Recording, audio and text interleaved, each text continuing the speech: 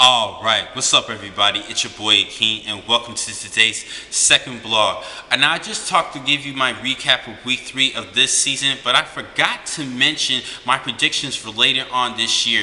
This is going to be an interesting season headed towards, especially going towards the end of the regular season, and a couple of matches in the SEC is going to be determine who will actually be part of the college football playoff. Now, due to the fact that Ole Miss did beat Alabama, a lot of people are looking at the LSU Ole Miss matchup coming towards the second half of the season at the end of the year, and this is going to be a great match for everybody to watch, in which LSU did pull off a victory last season, and the Rebels are looking to avenge last season's loss. That's going to be a great matchup for you guys to watch in the SEC West Division.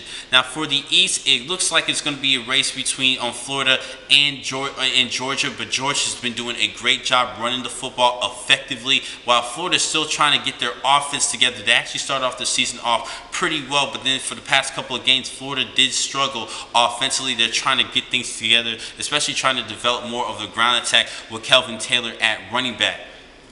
Now, headed into the Big 12 Conference, there is a race between Baylor, TCU, and Oklahoma. TCU's actually been struggling a little bit this season. Even though they have been winning a couple of games impressively, we have seen some concerns with quarterback Trevon Boykin, who's actually been kind of fading away from the Heisman Trophy race, but it's still very early into the season. Now, Seth Russell and Baylor, they're looking to actually remain undefeated and win that Big 12 Conference, as well as the other schools.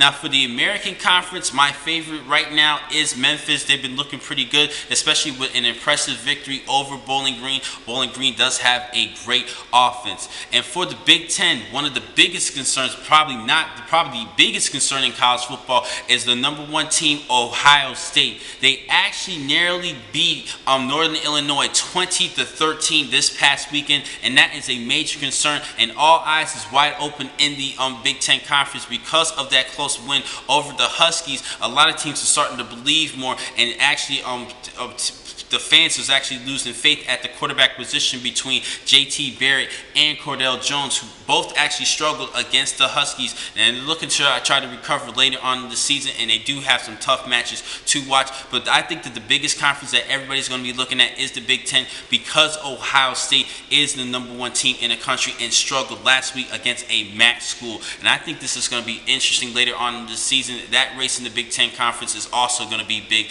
this year, but it is the Ohio State Buckeyes, a season for them to lose, but I think they will try to find a way to sprout things up at the quarterback position. Now, the next time I'm going to catch you guys will be on Thursday, in which I will give you my key matches and predictions for week 4 of this season. Thank you for watching today's vlogs. I'm your man, Akeem Paul. Be easy.